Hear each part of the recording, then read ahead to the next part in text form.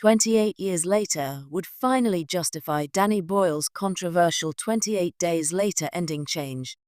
With 28 years later, Danny Boyle can finally justify why 28 Days Later's ending was controversially changed before its release. Written by Alex Garland, 28 Days Later follows the exploits of a group of survivors who navigate their world after an incurable virus turns nearly the entire human population into zombies-like creatures. Despite being a part of an oversaturated genre, 28 Days Later was revolutionary because it not only portrayed zombies in a different light, but also adopted a quasi-documentary style that made its post-apocalyptic drama and action feel incredibly real. While most zombie movies have elements of horror, 28 Days Later's terrors hit home because its characters looked like ordinary relatable folks, played by actors who were not so well known at the time of its release. Even the movie's depiction of a pandemic's origin and its themes surrounding the fragility of society and loneliness seemingly had many real-world allusions. However, despite all of these positives, 28 Days Later arguably had a flawed ending, especially when compared with its original climax. Now that 28 years later might finally happen, Danny Boyle can fix the movie series' conclusion by justifying the reason behind 28 Days Later's ending change. In 28 Days Later's theatrical ending, Cillian Murphy's Jim dies from a gunshot wound, but Selena revives him moments later. With what follows, the Danny Boyle movie concludes on a hopeful note where another 28 days later, Jim, Selena, and Hannah get spotted by a military jet. The film had 3 alternate endings, of which one was far superior to the ending that made it to the final cut.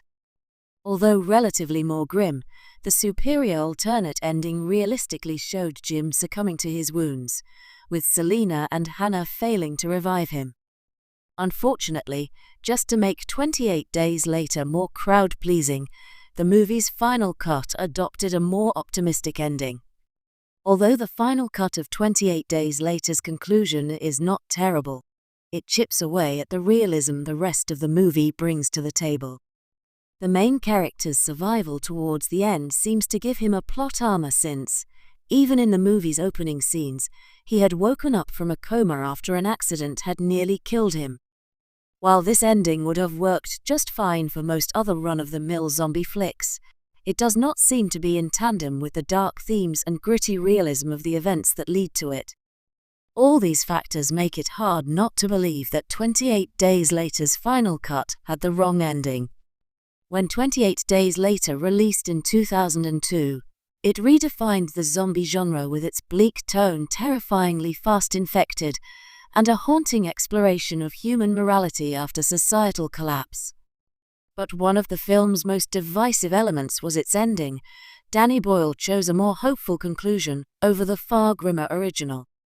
As fans debate whether Jim should have survived or succumbed to his injuries, the upcoming 28 Years Later may finally put that debate to rest and justify Boyle's polarizing decision. The original ending saw Jim bleed out and die after rescuing Selena and Hannah, leaving the 2 women to drive into an uncertain future. It was bleak, consistent with the film's tone, and deeply unsettling. But Boyle opted for a reassured ending where Jim survives, recovers in a countryside cottage, and the trio signals a passing jet, a small glimmer of hope that humanity could endure. At the time, many saw it as a cop-out, a studio-forced compromise.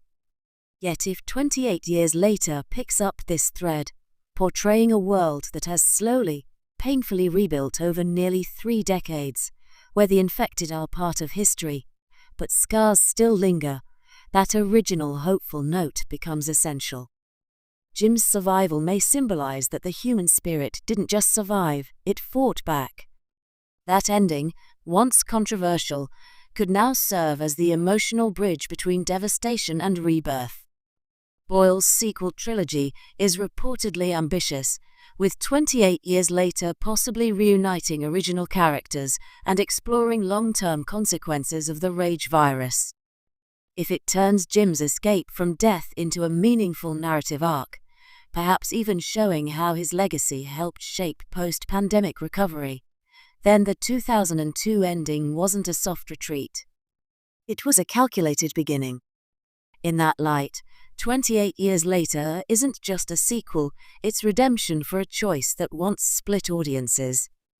And if Boyle plays his